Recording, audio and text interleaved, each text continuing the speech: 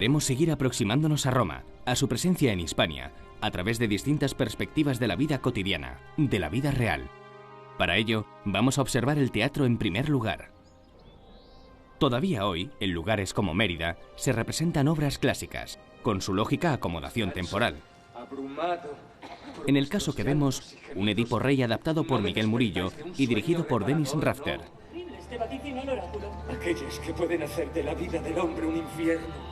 Escucha, Edipo, lo que el oráculo de Apolo conoce de... La obra de Sófocles sigue maravillando a los públicos 2500 años después. Por no haber hecho caso de su consejo. Serás el esposo de tu propia madre, serás el esposo de tu propia madre. Qué destino inmutable. Si el teatro romano comienza con representaciones espontáneas, fundamentalmente humorísticas y grotescas, se afianza como espectáculo reglado por tradición griega, aunque algunos investigadores creen que la cultura etrusca tuvo también una clara influencia en él, sobre todo en la música que se incorporó a las obras. Tito Livio da la mayor parte de la información al respecto.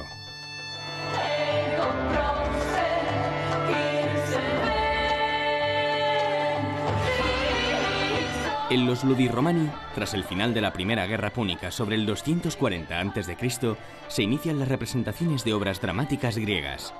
Esta tradición se prolongó durante mucho tiempo en Occidente, hasta las décadas finales del Imperio. Roma tenía un tiempo de negocio, negotium, y otro de ocio, elotium.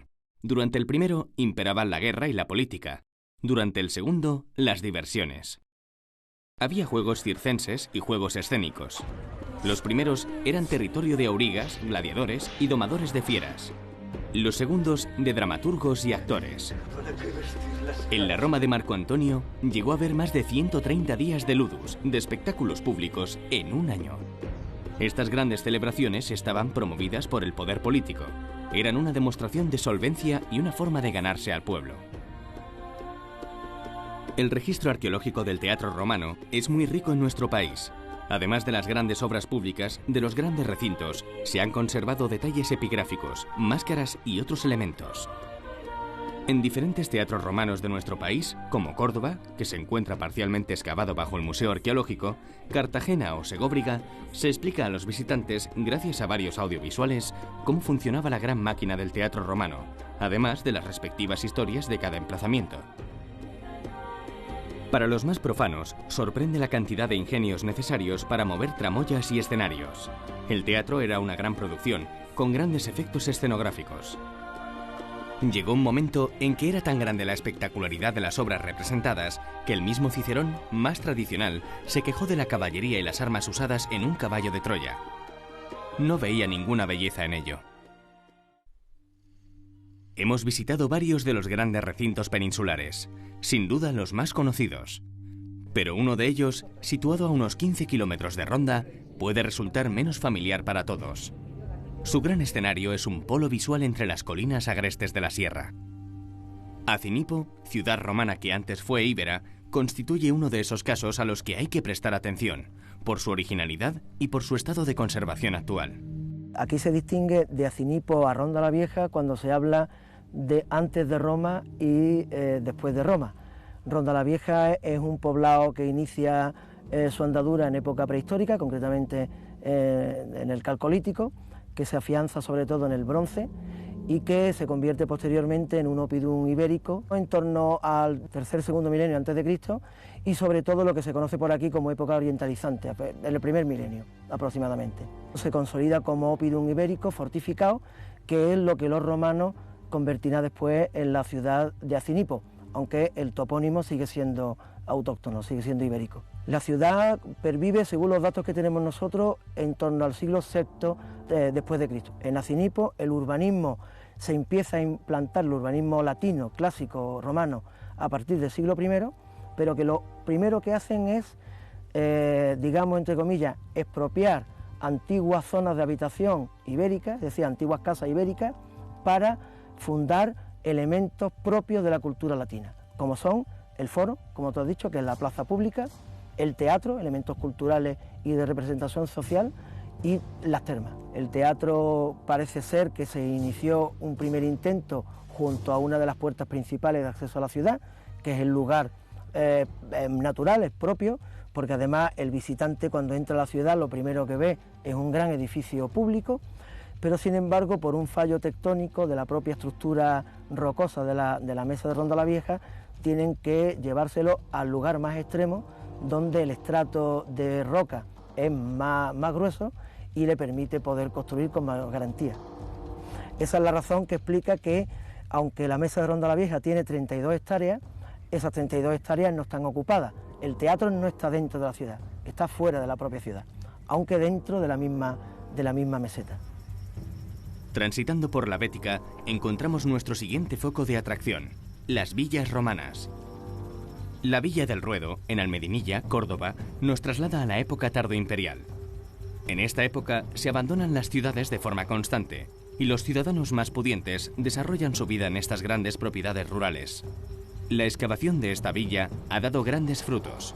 Dentro de la zona residencial de la Villa Romana del Ruedo, esta es la habitación quizás más importante, es la habitación de recepción, de representación, donde se expresaría todo el lujo, todo el poder del dominus, del propietario, y es la parte además más original de la Villa Romana del Ruedo, porque es poco frecuente encontrar esta estructura que es la que hace las veces de triclinium, es decir, de mesa, donde se comía recostado. Hay que imaginársela lleno de colchones, de cojines, y recostados comerían en este espacio, que es un espacio a su vez que tiene una fuente con un rebosadero y cuya agua procedía de aquella estructura del fondo que es un ninfeo. Un ninfeo, lugar de las ninfas, de las diosas de las aguas.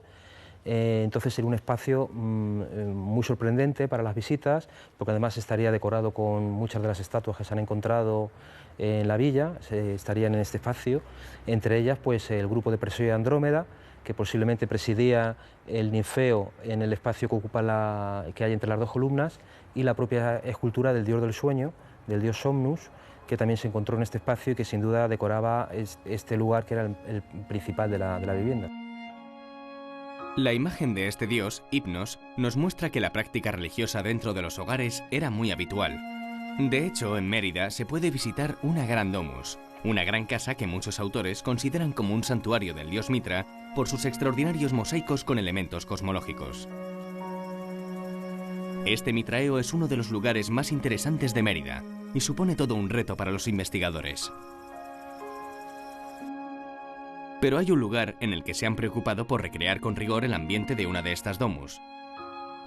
En Julióbriga, Cantabria, muy cerca de Reynosa, se ha edificado la Villa de los Morillos, copiando la distribución del original que se encuentra a escasos metros. Tenemos una zona que justamente coincide con el Cardo, esta calle que da orientación norte-sur, que es de la zona de la clase media. Tenemos casas en torno a una superficie de unos 600-800 metros, que una de esas casas que se ha excavado en su totalidad, que es típica del Alto Imperio Romano, lo tenemos también reconstruido completamente en la Domus de Julióbriga, que es el centro que hoy en día todo el mundo puede visitar para un poco conocer los modos de vida de la época romana y de la familia romana. En el interior se observa una cocina romana con todo su utillaje, un triclinium o comedor recreado según los grandes patrones romanos y algunas habitaciones. No falta el altar a los dioses hogareños, los manes. Continuamos nuestro viaje saltando de sur a norte, del Cantábrico al estrecho de Gibraltar.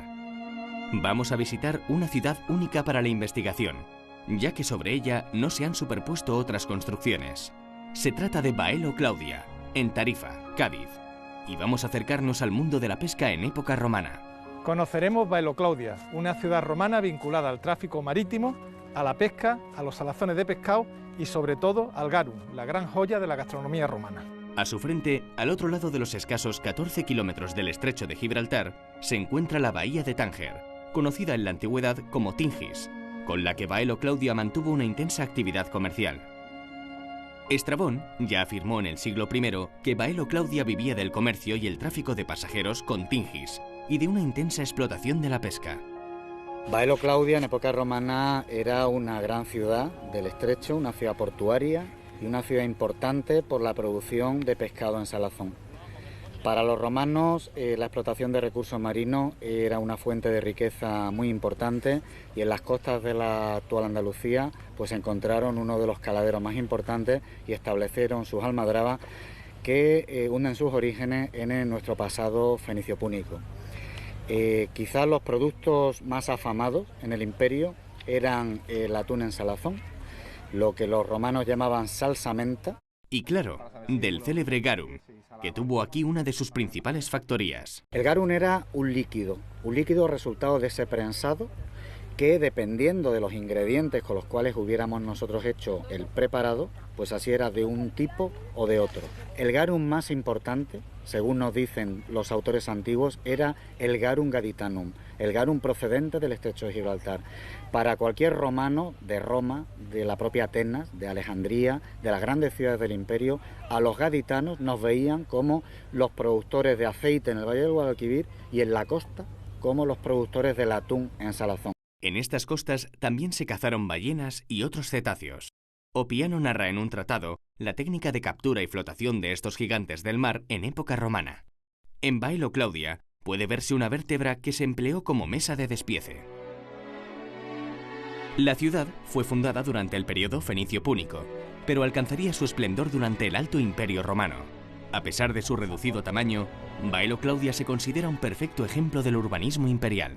Yo me atrevería a decir que Baelo Claudia es una de las ciudades romanas de todo el Mediterráneo que mejor conocemos en cuanto a su urbanismo. Dentro de la ciudad, las investigaciones desde la época de Pierre Paris, a inicios del siglo XX, se centraron en la parte monumental. De manera que lo que se ha exhumado sobre todo es la gran plaza pública de la ciudad, el foro que tenemos detrás de nosotros, totalmente pavimentada, en torno a la cual se sitúan los edificios públicos que toda ciudad obligatoriamente tenía que tener. El Tribunal de Justicia, la Basílica, presidida por la estatua, en este caso, del emperador Trajano. Por otro lado, el tabularium, el archivo necesario para guardar todos los contratos y toda la actividad cotidiana, la curia, donde se reunían los magistrados locales, los templos de la tríada capitolina que están detrás de nosotros, encima de aquellos podios que se conservan, y luego también tenemos evidencia del mercado, el Macellum, que es uno de los pocos de Hispania que se conservan completos, además de las termas y además de un templo que es especialmente singular en Baelo Claudia, que es el Iseum, el templo dedicado a Isis. Además de ello, esta ciudad tiene ese gran barrio meridional, que es aproximadamente un 20% de la superficie total de la ciudad, en el cual alternan las fábricas de salazón con casas y posiblemente con otros edificios que aún no se han descubierto, como fulónica, como digamos tintorerías, lavanderías, como termopolia, como bares, lugares digamos para consumir bebida y comida en público, y como toda una serie de elementos que están todavía esperando el desarrollo de las investigaciones arqueológicas.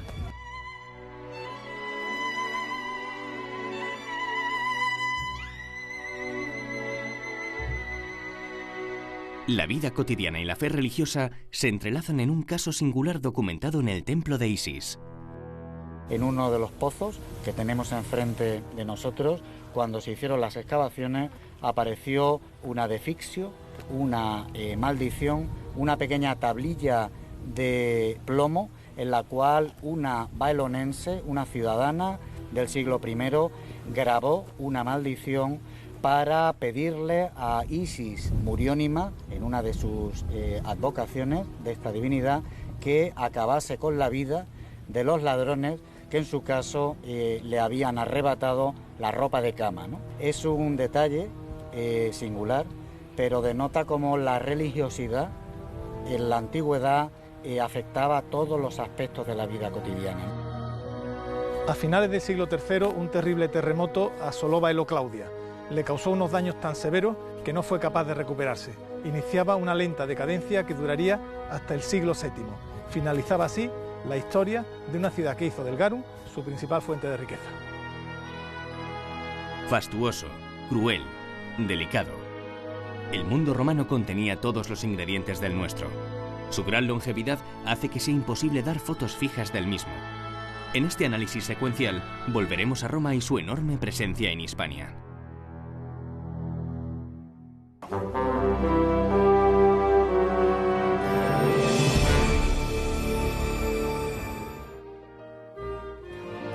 La expresión latina terra sigillata define un tipo de cerámica roja brillante.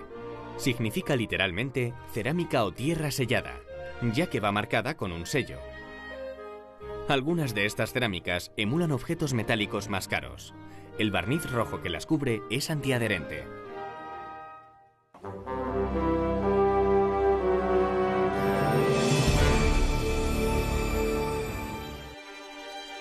El ingeniero belga Louis Siret es uno de los pioneros de la arqueología española que más impacto ha causado en esta disciplina gracias a sus extraordinarios descubrimientos. Sus trabajos en la minería le dieron una posición privilegiada para desenterrar culturas desconocidas, como los millares y el argar. Él viene como ingeniero a un trabajo que estaba haciendo, que era la llevada de las aguas desde la Vallebona a Cueva de Almanzora. En gran parte de sus investigaciones estuvo acompañado por su hermano Enrique, que ya le había informado del rico patrimonio arqueológico del sureste peninsular antes de su llegada. Su capataz, Pedro Flores, fue clave para comprender su productividad a la hora de excavar. Para conocer bien a Siret, hay que ir a Almería, a los solitarios desfiladeros que cobijan los millares, o bien a Murcia, a la muralla ciclópea de la Bastida. El más importante que encuentran es el argar. En el argar se van a tirar excavando pues, durante 8 o 9 años hasta sacar nada más ni nada menos que 3.000 tumbas. Entonces calculan que era una ciudad pues, de cerca de 1.000 habitantes, que para una época tan antigua pues, era una ciudad muy grande. Ahora mismo se está interpretando el argar como la capital de un imperio, junto con la Bastida, un imperio bicéfalo con 2 cabezas, pero no debe encontrar nunca una ciudad con todos esos fortines, todo tan bien, que él se queda tan chocado que él termina de escribir un libro que se llama España prehistórica. Prefirió paralizar la publicación a raíz del descubrimiento de los millares porque creía que estaba ante algo fuera de serie. Es decir, una civilización urbana en el occidente, pero mucho más de 1000 años más antigua que el argar. Cuando él habla de los millares, habla fundamentalmente de toda la parte de las tumbas, ¿no? Los objetos, los vestidos y sobre todo todos esos materiales se los va a dar para que lo estudien otros arqueólogos que van a visitar su casa, sobre todo a partir de los años 20, ¿no? Siret siempre se preocupó de las influencias orientales en la península. Detectó desde muy antiguo elementos materiales que le llevaron a pensar que los pueblos de la prehistoria ya intercambiaban productos y por tanto influencias. En su obra, Las Casitérides y el imperio colonial de los fenicios, aborda la problemática a fondo. Él le llama fenicio a cualquier oriental que viniera, es decir, siendo de lo que es el Próximo Oriente y de la zona de Egipto, él le llamaba fenicio. Hoy día todas esas tesis orientalistas se están demostrando que son reales. Eso ya lo he comentado, es decir, él encontró en sus excavaciones, por ejemplo, pues los colmillos de hipopótamo, de marfil de elefante, que no podían proceder sino del río Nilo. Trató de visitar Troya con Schliemann, pero la muerte de su gran referente lo impidió. Louis Siret, desde que leyó los libros de Schliemann, era un enamorado de la arqueología y tenía como a su gran maestro a Schliemann, ¿no? En cuanto publicó su libro, pues se lo envió y Schliemann pues, le escribió una carta dándole las gracias y tal. Luego pudieron conocerlo en un congreso que hubo en Alemania hacia el año 88 o así, con otros científicos, donde a él pues, lo pusieron por las nubes, al propio Siret, diciéndole que tenía un futuro prometedor, que había aportado, que nadie se podía esperar que hubiera en Occidente una civilización tan avanzada como el argar, que ponía a Occidente al mismo nivel que Oriente, ¿no? No solamente viene una vez, sino viene varias veces Sulten aquí y trabaja con materiales de Siret de época protohistórica. Tras una historia rocambolesca plagada de engaños, excavaciones piratas y ventas ilegales, Louis Siret devolvió una de las grandes damas ibéricas, la Dama de Galera, al Estado español. Como ejemplo de lo que no se debía hacer, es decir, Louis Siret en este tema fue escrupuloso. Es la primera pieza que dona al Estado español es la Dama de Galera. Hay un momento que él lo que quiere es poner fecha a la antigüedad. Él quiso estructurar toda la cronología de la prehistoria española. En el Museo Arqueológico Nacional puede contemplarse parte de la colección que donó. Siret fue el gran iniciador de la arqueología del sureste. Está en el Olimpo de los pioneros, como nuestro siguiente protagonista. El gran arte paleolítico del norte peninsular, el llamado durante décadas arte franco-cantábrico, debe varios de sus más importantes descubrimientos a un hombre que por lo general ha sido poco reconocido, Hermilio Alcalde del Río. Las cuevas del castillo, o la Pasiega, fueron el escenario de sus grandes aventuras. Hoy sabremos un poco más del hombre que tanto empeño dedicó a desvelar el pasado del norte peninsular. Bueno, Hermilo Alcalde del Río era originario de Villamediana, de Palencia, pero a muy corta edad ya se trasladó a Torrelavega y todo el resto de su vida está vinculado a Torrelavega. Tiene un papel central en ese mundo de los descubrimientos del principio del siglo. Encarna, yo creo que eso, el aficionado consciente, romántico, pero a su vez con los pies en la tierra, que intenta desarrollar más allá del mero hecho de encontrar por casualidad una cueva, porque la busca de una manera más o menos regular, el iniciarse en el mundo de la investigación y evidentemente solo el hecho de haber descubierto yacimientos como Covalanas, Castillo, Hornos de la Peña, le sitúa en un lugar central en la prehistoria. Y ya digo, yo creo que es un periodo muy interesante porque refleja ese cambio también que hubo a partir de la aceptación del arte paleolítico y el inicio de la investigación sistemática y profesional de estos yacimientos, cuando se ve que se disuelve un mundo anterior, más relacionado con anticuarios y aficionados, y va siendo sustituido en muchas áreas por el mundo de la investigación profesional, pero eso no empaña en absoluto la figura y la calidad del trabajo del Alcalde del Río. En 1903 el abate Breil vuelve a Altamira a hacer algunas revisiones y practica una cata en el yacimiento de la entrada de la cueva, y en los años posteriores el Alcalde del Río continúa de manera regular esa excavación en la entrada de Altamira. Precisamente por esa temprana relación que tuvo con el Cartaelaki Breil y con la cueva de Altamira, él dedujo muy adecuadamente que tenía que haber más cuevas con pinturas de ese tipo en la región, en Cantabria. Entonces él inició en esos años una búsqueda sistemática. Covalana fue el primer descubrimiento que se produjo de una cueva con arte paleolítico en España después de Altamira. El Alcalde del Río no paró evidentemente con el descubrimiento de Covalanas y Laza, siguió por su cuenta. En octubre de ese mismo año descubrió las pinturas y grabados de otra grande de las cuevas del Paleolítico Cantábrico, la cueva de Hornos de la Peña, en Corrales de Huelna, y al mes siguiente, en noviembre de 1903, hizo el que realmente fue su gran descubrimiento, que fue la cueva del Castillo. En la cueva del Castillo, que ya era conocida, había datos de gente que visitaba el interior de la cueva del Castillo a finales del siglo XIX, pero nadie había reparado hasta que Alcalde del Río empezó a reconocerla en las pinturas y grabados extraordinarios de la cueva del Castillo y en su yacimiento, que él también fue el primero que sondeó el yacimiento de la cueva del Castillo. Alcalde del Río era nominalmente el director de la excavación de la cueva del Castillo, pero la realidad fue bien distinta. Cuando se empieza a excavar Castillo en 1910, el encargado del estudio del arte rupestre es el abate Breil, el director real de la excavación es Hugo Vermeyer y su equipo, y de hecho Vermeyer en El hombre fósil no menciona ni siquiera al Alcalde del Río como parte del equipo de investigación. En principio es muy significativo que tanto Breil como Vermeyer fueran jesuitas y que ordenaran la visión evolutiva de la prehistoria.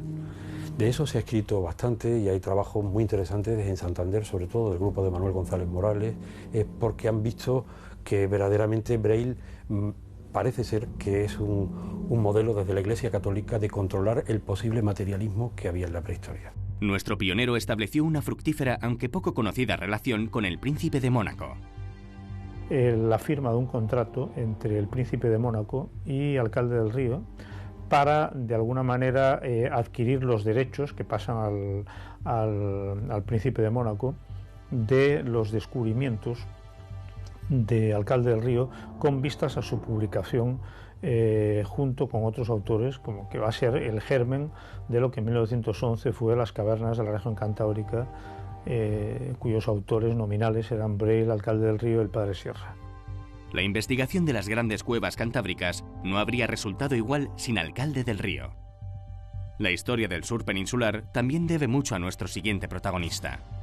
Pelayo Quintero es hijo de la alta burguesía castellana del siglo XIX.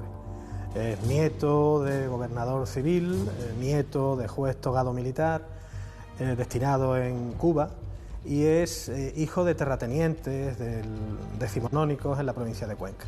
Estaba predestinado a tener una vida muy ordenada. De hecho, sus hermanos varones, uno fue militar, otro fue diplomático, y él iba a ser el abogado de la familia. pero se resistió y pudo más su vocación. Él, como decía, nace en Uclés en 1867 y empieza sus estudios de Derecho en Madrid, pero contra la voluntad familiar los abandonará primero por los de Bellas Artes y luego por los de Filosofía y Letras, que entonces llevaban otro nombre, pero eran realmente estudios de historia. Ha pasado a la posteridad por su peculiar relación con el sarcófago femenino de Cádiz. Dicen que soñaba con la dama y al final la dama apareció bajo su casa. Se ha especulado mucho sobre una posible excavación previa de Quintero. Es un tema que ha tenido mucha literatura inclusive, ¿no? Se da las circunstancias que llega a Cádiz unos años después que Rodríguez de Berlanga, el arqueólogo malagueño, publica el primer sarcófago y se va antes de que se descubra el segundo sarcófago. Casualmente, donde él vivía, apareció en el año 80 el segundo sarcófago. Es quizá el dato empírico, arqueológico, ¿no? Luego ha habido mucha literatura, leyendas, y sí fue verdad que el hombre vivió encima del sarcófago. Pelayo Quintero Atauri comenzó sus labores en Cuenca, concretamente en Segóbriga. Es su tío, Román García Soria, quien le va a facilitar, primero a través del campo de las Bellas Artes y luego a través de su faceta como estudioso de la historia y de la arqueología, los primeros trabajos en el yacimiento arqueológico de Segóbriga, en la provincia de Cuenca, en el municipio de Saelices, yacimiento entonces conocido como Cabeza del Griego, muy sistemática, muy significativamente, ¿no?